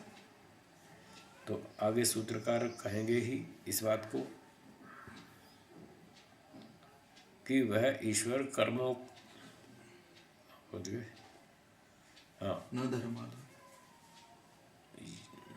ये वक्ष्यति अग्रे न धर्म अपलापः, धर्म का खंडन नहीं हो सकता। क्यों? प्रकृति कार्य वैचित्र्यात्। ये जो प्रकृति के अलग अलग विचित्र कार्य दिखते हैं, वनस्पतियाँ, पशु पक्षी, कीड़े मकोड़े, ये जो अलग अलग प्राणी दिख रहे हैं, ये सब धर्म कर्म का ही तो फल है, कर्मों का ही तो फल है। ऐसे इतनी सारी वैरायटी कैसे बन गई? अगर कर्म फल नहीं होता तो इतनी वैरायटी नहीं बन पाती। इसलिए प्रकृति के भिन्न भिन्न विचित्र कार्य, जगत के पदार्थ, प्राणी आदि देखे जाने से ये सिद्ध होता है कि धर्म का खंडन नहीं हो सकता। धर्म अधर्म का फल तो मिलता ही है, कर्मों का फल। अथच कर्म निरपेक्षस्तु सप्रधानम तत्कार्याणि प्रति ही प्रवर्तते प्रधानस्य तत्कार्याणां च जडत्वात् धर्माधर्म रूप कर्मणो ज्ञान अभावात् तथा भूतानां कर्माभावाच्च तथैव वदति सा श्रुतिरपि निष्क्रियाणां बहूनां एकं बीजं बहुधा यः करोति।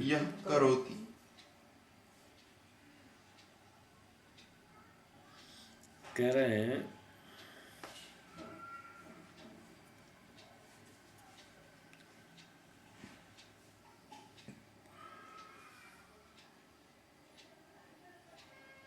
कहाँ चला गया? अथच कर्म निरपेक्ष, यहाँ से है ना। और कर्म निरपेक्ष यदि होवे ईश्वर, तो प्रधान और उसके कार्यों के प्रति वो जो प्रवृत्त होता है, जो क्रियाशील होता है, प्रधान और उसके कार्यों के जड़ होने से, धर्म अधर्म रूप कर्म के ज्ञान का अभाव होने से, तथा भूतानां कर्माभावाच्च, और उस तरह के कर्म भी न होने से,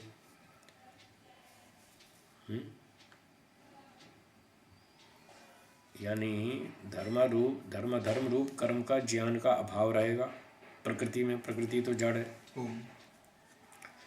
और उस तरह के वो कर्म भी नहीं करती जैसे जीव कर्म करता है। तो प्रकृति एक तो जड़ है, दूसरा वो कर्म भी नहीं करती। तो प्रकृति के कर्मों के आधार पर तो ईश्वर सृष्टि क्यों बनाएगा? वो कर्म करती नहीं, वो जानती नहीं क्या अच्छा और क्या बुरा। इसलिए कोई ये कल्पना करे कि जीव के कर्मों को हटा दो, प्रकृति ने कुछ कर्म किए होंगे जिस वजह से प्रकृति को जगत बना दिया गया, तो वो संभव नहीं। एक तो वो जड़ है, जानती नहीं, दूसरा वो कर्म कर नहीं सकती। तथैव, ये पढ़ दिया क्या? नहीं पढ़ते। ये नहीं पढ़ा ना, बोलिए। तथैव वदति सा श्रुतिरपि, वो श्रुति भी ऐसा ही कह रही है। क्या? निष्क्रियाणां बहूनां एकं बीजं बहुधा यः करोति। तो श्रुति भी यही कह रही है कि बहुत सारे जो परमाणु हैं वो तो निष्क्रिय हैं, वो तो कर्म करते ही नहीं, जड़ हैं, वो जानते नहीं, समझते नहीं, उनको कोई जिम्मेदारी नहीं, अच्छा बुरा समझते ही नहीं, तो इसलिए वो तो निष्क्रिय हैं, स्वयं कर्म कुछ नहीं करते। ऐसे बहुत सारे निष्क्रिय परमाणुओं का जो एक बीज प्रकृति है वो सब निष्क्रिय है, इसलिए उस निष्क्रिय परमाणुओं के झुंड रूप प्रकृति को जो बहुधा करोति बहुत प्रकार का बनाता है जगत, वो ईश्वर है। तो इस प्रकार से जीवों के कर्मों के आधार पर ईश्वर ने जगत बनाया, प्रकृति के कर्मों के आधार पर नहीं बनाया। ये समझाया, बहुत अच्छा बताया। जीवान प्रति तु कर्मापेक्ष एव प्रवर्तते स ईश्वरो न ही कर्मापेक्ष कर्म निरपेक्ष फलम प्रयच्छति। जीवों के प्रति तो कर्म सापेक्ष ही ईश्वर प्रवृत्त होता है। वह ईश्वर बिना कर्मों के कोई फल जीवात्माओं को नहीं देता। तो अब यहाँ पर यह ध्यान देना है कि ईश्वर बिना कर्म के जीवात्माओं को कुछ नहीं देता, फल नहीं देता। थोड़ा थोड़ा एडिशनल बेनिफिट कहीं कहीं दे देता है, पर जो फल है वो तो कर्म के आधार पर ही देता है। जैसे यहाँ मैं ये कहना चाहता हूँ कि ईश्वर ने हमको शरीर दिया, मन दिया, बुद्धि दी, इंद्रियां दी, संपत्ति दी, विद्या दी, ज्ञान, बल, आनंद, सब कुछ दिया, पुत्र परिवार दिया। ये जो हमको हार्डवेयर दिया पकड़ा के, चलो भाई ये तुम्हारा फल, ये तुम्हारा फल, ये तुम्हारा फल, प्रकृति से जो हमको हार्डवेयर दिया, ये तो हमारे कर्मों का फल है। ये तो बिना कर्म के देगा नहीं। जब ईश्वर बिना कर्म के हमको कुछ भी नहीं दे रहा, शरीर, मन, बुद्धि, इंद्रियां, माता पिता, परिवार, सब कुछ कर्म उसके फल से दे रहा है, तो फिर उसकी दया कहाँ गई? कहते हैं वो बड़ा दयालु है, तो दया वाला रोल कहाँ गया उसका? ये तो सब न्याय चल रहा है, उसका कर्म के आधार पर फल दे रहा है, तो फिर वो दया कहाँ करता है? इसका उत्तर है जो मेरी समझ में आया कि ईश्वर ने हमको प्रकृति से स्थूल जगत बना के दिया, सूर्य, चंद्रमा, तारे, इतना बड़ा ब्रह्मांड बनाया, शरीर, मन, बुद्धि, इंद्रियां, इंडिविजुअल भी दिया और यूनिवर्सल भी दिया, मिला जुला, व्यक्तिगत, सामूहिक, सब तरह का दिया। जो हार्डवेयर दिया ये तो कर्मों का फल, और प्रकृति से कार्यरूप जगत बनाने में जो उसने लेबर लगाई, मेहनत की, वो फ्री में, उसका कोई चार्ज वसूल नहीं किया। एक मिस्त्री से मकान बनवाओ तो अपनी मजदूरी लेता है, सुनार से आभूषण बनवाओ वो अपनी मजदूरी लेता है। तो ईश्वर ने मजदूरी कुछ नहीं ली, वो सारा फ्री में। ये उसकी दया, सर्विस फ्री है सर्विस फ्री है और हार्डवेयर का पैसा लगेगा। तो ऐसा मेरी समझ में आया, आप भी सोचिएगा। जातीय भोग, हाँ, जातीय भोग जो भी दिया उसने, जो फल दिया वो तो कर्म का है, और देने में जो मेहनत की, ज्ञान विज्ञान इस्तेमाल किया, शक्ति लगाई, समय लगाया, बुद्धि लगाई और मेहनत की, एनर्जी खर्च की, वो सारा फ्री में। इस तरह से वो कुछ तो फ्री में भी दे रहा है, तो वो दयालुता का अंश भी है उसका, वो फ्री में दे रहा है। वो सबके लिए समान, वो उसमें सबके लिए न्यायपूर्वक है, सबके लिए, पक्षपात कुछ नहीं है। वो लेबर कर रहा है तो सबके लिए कर रहा है, और पक्षपात रहित होकर सबको समान रूप से एक दृष्टि से देखकर सबको दे रहा है। तो लेबर चार्ज उसका फ्री है, हार्डवेयर का पैसा है, वो पैसा है हमारा कर्म। इतना कर्म करो तो ये फल मिलेगा, इतना कर्म करो तो ये फल मिलेगा। तो ये बात थी। तो सामान्य जो है वो दया है और विशेष जो है वो, हाँ, जो सामान्य में भी जो हार्डवेयर है वो कर्म फल है। जैसे सूर्य बनाया, पृथ्वी बनाई, ये हार्डवेयर है ना, ये भी कर्मों का फल है। ऐसा न्याय दर्शन के वात्स्यायन भाष्य में लिखा है। ये सारा फ्री में नहीं है। प्रकृति से इंद्रियां बनाई, अहंकार बनाया, ये तो व्यक्तिगत हो गया। नहीं, वो यहाँ पे भी तो बताया ना, ये सब जो भी बना रहे हैं, श्रुति भी कर्मों का प्रधान कार्य, कर्मों का फल है। तो हम सब जीवों का मिलके सामूहिक, हाँ, सामूहिक कर्मों का फल है। कोई व्यक्तिगत कर्म का फल, जीव है उनका सामूहिक, कोई व्यक्तिगत कर्म का फल है, कोई सामूहिक कर्म का फल है। सूर्य, पृथ्वी, अनाज, फल फूल, नदी, पर्वत, समुद्र, ये सामूहिक कर्मों का फल है। और व्यक्तिगत शरीर, मन, बुद्धि, इंद्रियां दी, ये व्यक्तिगत कर्मों का फल है। तो जितना भी हार्डवेयर है वो सारा कर्म फल है, और लेबर फ्री है, वो उसकी दया है। इसलिए वो दयालु कहलाता है। लोग कहते हैं साहब हम कर्म करते हैं वो फल देता है, इसमें एहसान क्या है? लोग ऐसा बात उठाते हैं कि हम कर्म करते हैं, ईश्वर हमारा फल देता है, इसमें उसका एहसान किस बात का है। मैंने कहा अच्छा, ईश्वर मना कर दे कि भाई मैं तो फल नहीं दूंगा, तुम अपना कर्म स्वयं कर लो और अपना फल ले लो, फिर आप क्या उस पर मुकदमा कर लेंगे कि हमारा फल क्यों नहीं देता। वो आपका कर्जदार थोड़ी है, आपका ऋण थोड़ी ले रखा है उसने कि वो चुकाना ही पड़ेगा। वो आपके कर्मों का हिसाब रखता है, ये उसका एहसान है। पूरा पूरा हिसाब रखता है, ठीक ठीक न्याय से फल देता है, फ्री में देता है, कोई उसकी फीस वसूल नहीं करता, इतना दिमाग लगाता है। हर एक का हिसाब रखना मजाक थोड़ी है।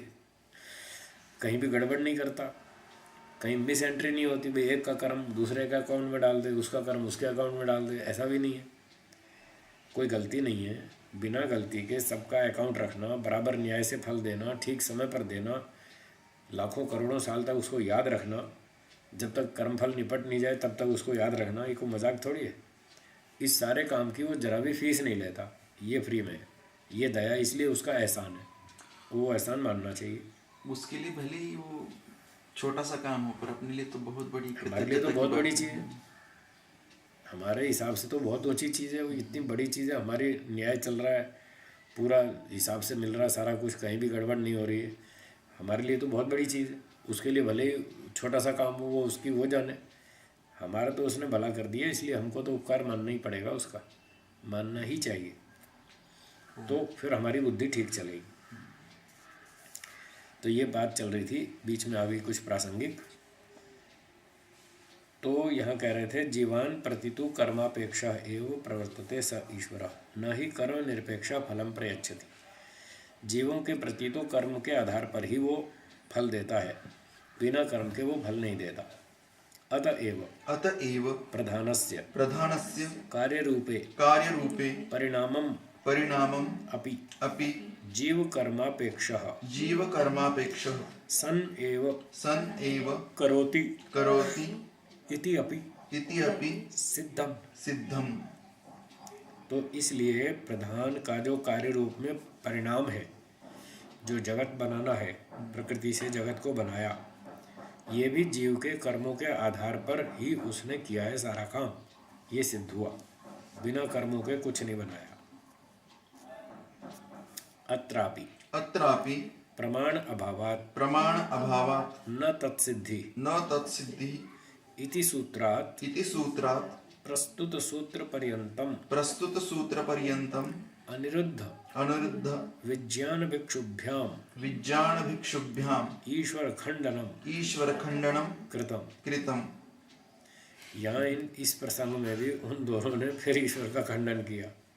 प्रमाण अभावात् न तत्सिद्धि, ईश्वर की कोई सिद्धि नहीं, क्योंकि कोई प्रमाण ही नहीं, तो फिर खंडन किया इन लोगों ने, दोनों ने, तो ये भी ठीक नहीं किया।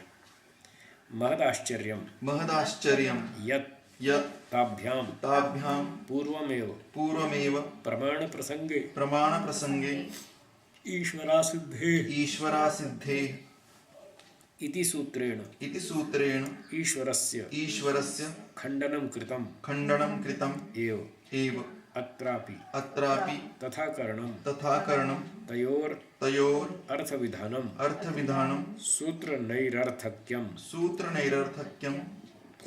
बाल प्रलपनम प्रसज्यते तदेतत् पश्यन्तु मतिमन्तः। ब्रह्मनि जी कहते हैं, महद आश्चर्य, बड़े आश्चर्य की बात है कि पहले भी उन दोनों ने प्रमाण के प्रसंग में, जब प्रत्यक्ष प्रमाण अनुमान प्रमाण का प्रसंग चला था, तब भी ईश्वरा सिद्धे सूत्र में उसका खंडन किया इन दोनों लोगों ने, और पहले वो खंडन कर ही चुके थे, ईश्वर नहीं है, और फिर यहाँ 5वें अध्याय में फिर वैसा ही अर्थ किया कि ईश्वर नहीं है, प्रमाण भावात् न तत्सिद्धि, फिर वही बात दोहराना। ऐसा करने से सूत्र की निरर्थकता सिद्ध होती है। सूत्र क्यों फालतू बनाए जा रहे हैं, जब पहले खंडन कर तो दिया ही था, फिर बार बार क्यों कहते जा रहे हैं।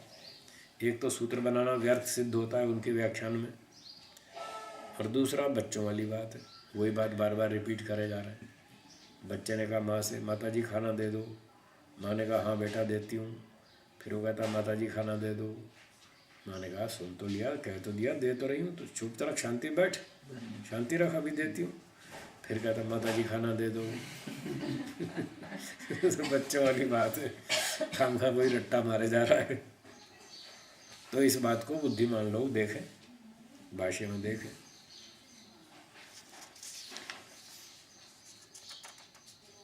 सूत्र 12वां था ना ये? हाँ 12 का सूत्रार्थ है श्रुति अपि प्रधान कार्यत्वस्य। श्रुति भी ये बात कह रही है कि प्रकृति से जो कार्य रूप जगत बना वो भी बिना कर्मों के नहीं है, जीव के कर्मों के आधार पर ही जगत बनाया गया, इसलिए सब कर्म सापेक्ष है, कर्म निरपेक्ष नहीं है। ईश्वर न्यायकारी है, कर्म के आधार पर फल देता है। प्रधान कार्यत्वम जीव कर्मापेक्षम प्रधानस्य कार्यरूपे परिणामम ईश्वरो जीव कर्मापेक्षः सन् करोति इति यत् श्रुतितः साधितं तदेव पुनर्युक्तितोऽपि पोष्यते। अन्य पक्ष उत्थापन समाधानाभ्याम।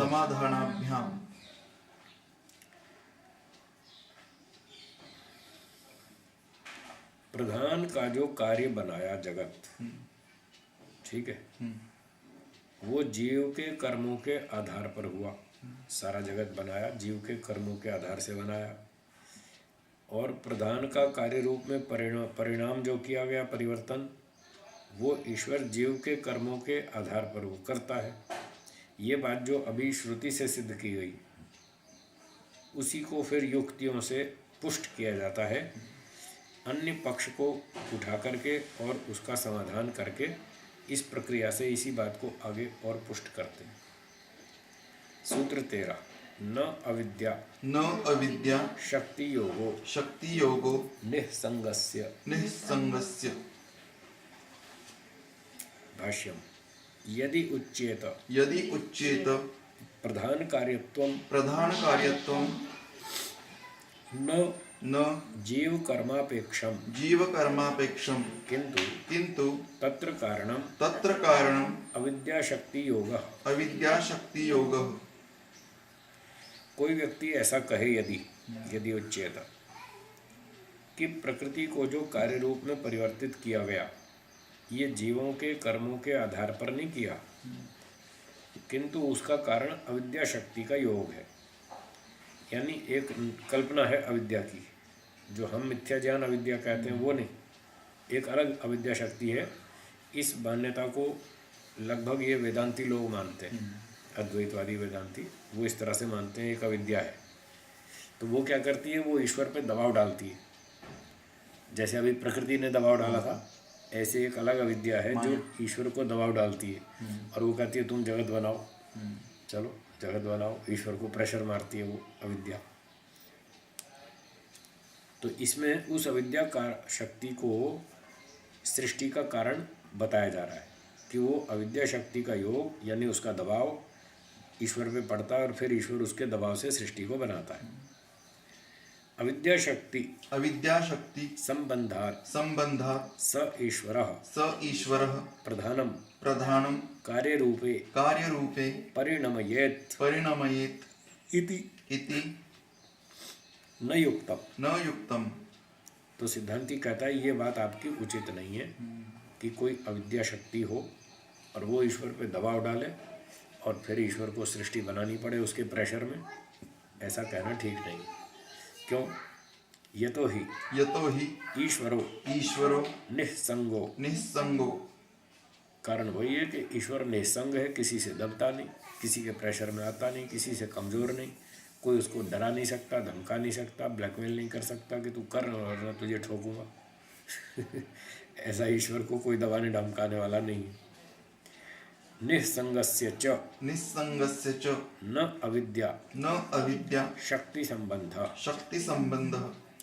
तो जो किसी से दबता नहीं, डरता नहीं, कोई इस तरह की कोई समस्या नहीं ईश्वर में, तो उसको फिर अविद्या भी क्या दबाएगी और क्या डराएगी। इसलिए ये कहना गलत है कि अविद्या शक्ति ने ईश्वर पे दबाव डाल के सृष्टि बनवा दी, ऐसा नहीं है। तो सूत्रार्थ है न अविद्या शक्ति योगो, अविद्या शक्ति का दबाव ईश्वर पर नहीं है जिसके कारण से उसको जगत बनाना पड़ा हो, ऐसी बात नहीं है। क्योंकि निस्संगस्य, ईश्वर निस्संग है, किसी से दबता नहीं, किसी से डरता नहीं, किसी की लपेट में आता नहीं, इतना वो कमज़ोर नहीं है कि कोई उसको धमका के जगत बनवा ले फ्री में, ऐसे नहीं बना सकता कोई। भवतु पुरुषो निस्संगो परंतु प्रधान कार्यत्वाय प्रधानम कार्यरूपे परिणमयितुं पुरुषस्य अविद्याशक्ति योगेन कहाँ गया वो, भाव्यम अत्र उच्यते। भूमिका में कहते हैं भवतु पुरुषो निस्संगो, चलो ठीक है, मान लिया ईश्वर किसी से डरता नहीं, किसी के दबाव में नहीं आता, कोई उसको धमका नहीं सकता, कोई प्रेशर नहीं मार सकता, मान लिया। परंतु प्रधान कार्यत्वाय, प्रधान को कार्य रूप में परिणमित करने के लिए पुरुष का अविद्या शक्ति योग हो जावे। प्रकृति से जगत बनाने के लिए तो इतना तो मान लो कि वो उसका थोड़ा प्रेशर मार दे और जगत बनवा दे, अविद्या, इतना तो मान लो। तो अत्रोच्यते, बोलिए अत्रोच्यते, यहाँ इसका उत्तर दिया जाता है।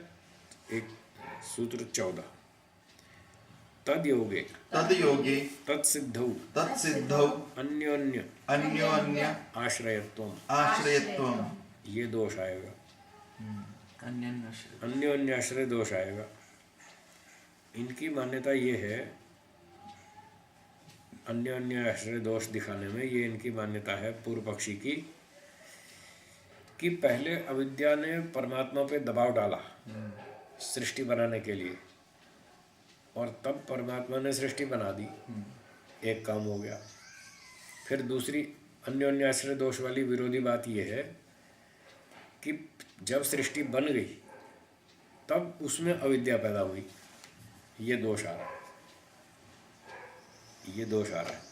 यदि पिछली बात माने कि अविद्या तब पैदा हुई जब सृष्टि बन चुकी, तो फिर पहले दबाव किसने डाला था? जिसके दबाव से सृष्टि बनाई ईश्वर ने, वो कोई नहीं बचता। और अगर पहले से वो थी अविद्या और उसने ईश्वर पे दबाव डाल के सृष्टि बनवाई, तो ये कहना गलत है कि सृष्टि बनने के बाद अविद्या पैदा हुई। ये अन्योन्य आश्रय दोष है। अन्योन्य आश्रय दोष वहाँ होता है जहाँ पर दो वस्तुएं एक दूसरे को पैदा करें, पहली दूसरी को पैदा करे और दूसरी पहली को पैदा करे, तो अन्योन्य आश्रय दोष आता है। पहली दूसरी को करे और दूसरी तीसरी को करे, तीसरी चौथी को करे, वहाँ दोष नहीं आता ये। तो इनके पक्ष में ये दोष आता है, जिस अविद्या ने परमात्मा पे दबाव डाल के सृष्टि बनवाई, इससे सिद्ध हुआ कि वो पहले से थी, सृष्टि बनने से पहले विद्यमान थी, तभी तो दबाव डालेगी ना। एक और तो उसको पहले से विद्यमान मान रहे हैं, और दूसरी गलती क्या कर रहे हैं, जब परमात्मा ने सृष्टि बना दी तब उसके बाद अविद्या पैदा हुई। तो ये विरोधी बात है, इसलिए इनका पक्ष गलत है। अब भाष्य को देखिए, पुरुषस्य अविद्या शक्ति योगे सति तत्सिद्धौ प्रधान कार्यत्व सिद्धौ सत्यां खलु अन्योन्याश्रय दोषः प्रसज्यते। पुरुष का अविद्या शक्ति, पुरुष मतलब ईश्वर, ईश्वर का अविद्या शक्ति के साथ योग होने पर तत्सिद्धौ अर्थात प्रधान कार्यत्व सिद्धौ, तब तो प्रकृति से जगत रूप की सिद्धि हो गई। तो अविद्या परमात्मा को दबाव डाले और फिर उससे जगत बने प्रकृति से, सिद्धौ सत्याम, ऐसा होने पर अन्योन्य आश्रयत्व दोष प्रसज्यते, इस मान्यता में एक दूसरे पर आधारित होने का दोष आता है। ठीक है। यतो अविद्या शक्ति योगात् प्रधान कार्यत्वं पुनः पुनः प्रधान कार्यत्व प्रधान कार्यत्व निमित्तेन अविद्यायोगेन भाव्यम तो ये अन्योन्याश्रय दोष है कि पहले अविद्या शक्ति के दबाव से तो प्रकृति से जगत बना, और फिर प्रकृति से जब जगत बन गया उसके कारण फिर बाद में अविद्या पैदा हुई और फिर उसने ईश्वर को दबाव डाला। तो ये अन्योन्याश्रय दोष है। ठीक है ना। जैसे एक बीज ने अगले अंकुर को उत्पन्न किया तो उस अगले अंकुर ने अगले बीज को पैदा किया, ये तो ठीक है। पहले बीज ने अंकुर को किया, फिर अंकुर ने अगले बीज को किया, अगले बीज ने अगले अंकुर को किया, यहाँ तो अन्योन्याश्रय दोष नहीं है। लेकिन पहले बीज ने जिस अंकुर को पैदा किया उसी अंकुर ने फिर पिछले बीज को पैदा किया, ये गलत। तो यहाँ इनमें ये समस्या है, ये दोष आ रहा है इनके। इनका ये भी है ना। हाँ, एक ब्रह्म था ना, फिर माया ने उसको जीव बनाया। ठीक है। ऐसे जीव जीता और उसने माया को दबाया और फिर वो ब्रह्म में लीन हो गए। ऐसे बहुत सारे सिद्धांत हैं इनके, वो सब अन्योन्याश्रय दोष वाले हैं, व्याघात दोष वाले हैं, अपनी बात का स्वयं खंडन करते हैं। पहले कहते हैं ब्रह्म सत्यम जगत मिथ्या, एक ब्रह्म ही सत्य है, बाकी कुछ नहीं है। और फिर 6 अनादि मान लेंगे, पहले एक ब्रह्म को अनादि मान रहे हैं, फिर अविद्या भी आ जाएगी, फिर माया भी आ जाएगी, फिर जीव हो जाएगा, फिर ईश्वर हो जाएगा, फिर ये सब चीज़ें कहाँ से आ गई। तो ये विरोधाभासी बातें करते हैं। तो यहाँ सूत्रार्थ है 14वें का, तद योगे तत्सिद्धौ अन्योन्याश्रयत्वम्। अविद्या के होने पर तो जगत बने और जगत के बनने पर फिर अविद्या पैदा हो, ये दोनों बातें आपस में टकराती हैं। इसलिए दोनों टकराने वाली होने से अन्योन्याश्रय दोष आता है। तो ये मान्यता ठीक नहीं, अविद्या ने जगत बनवाया हो जगत परमात्मा से, ये मान्यता गलत। एक और सूत्र पढ़िए, अविद्या प्रधान कार्यत्वयोः अनादि संबंधो बीजांकुरवत् अस्ति। तो कहते हैं अविद्या और प्रकृति से जो जगत बना,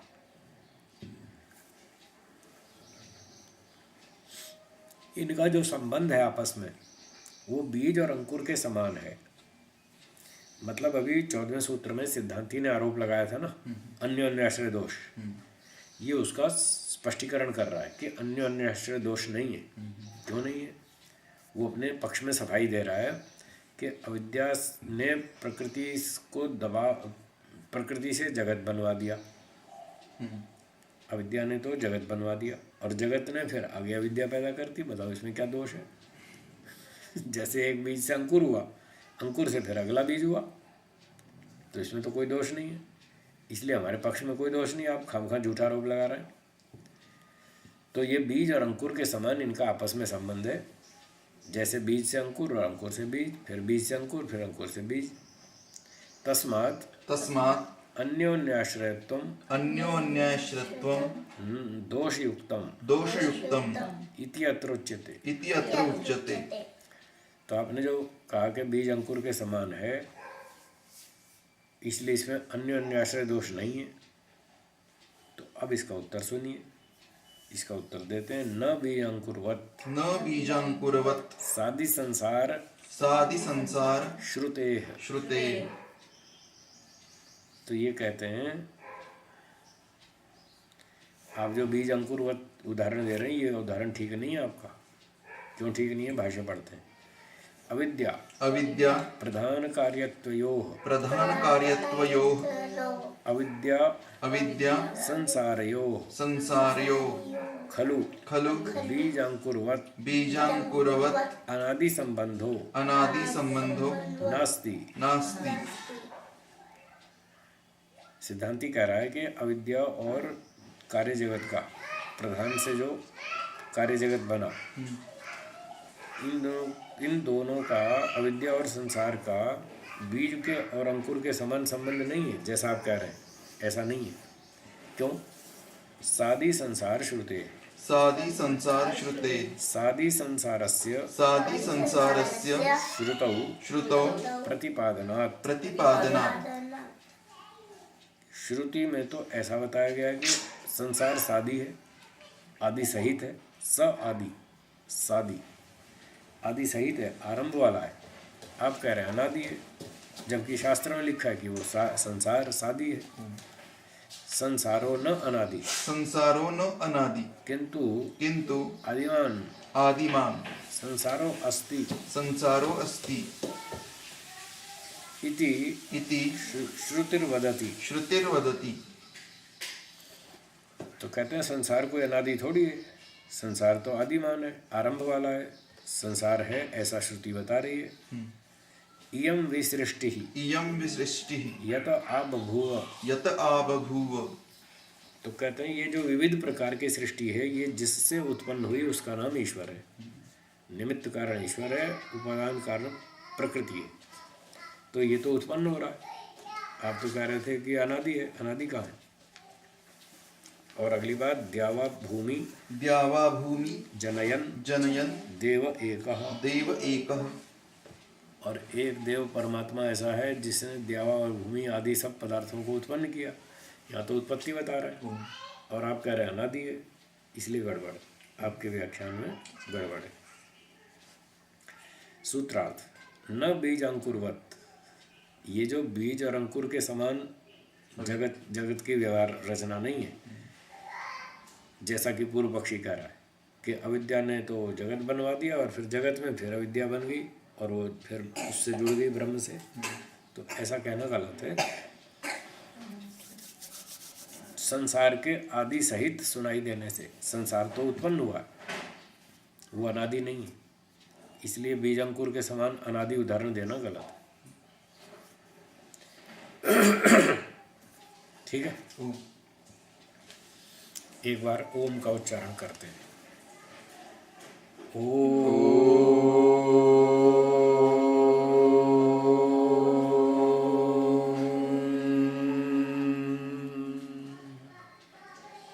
सर्वेभ्यो नमः, सर्वेभ्यो नमः।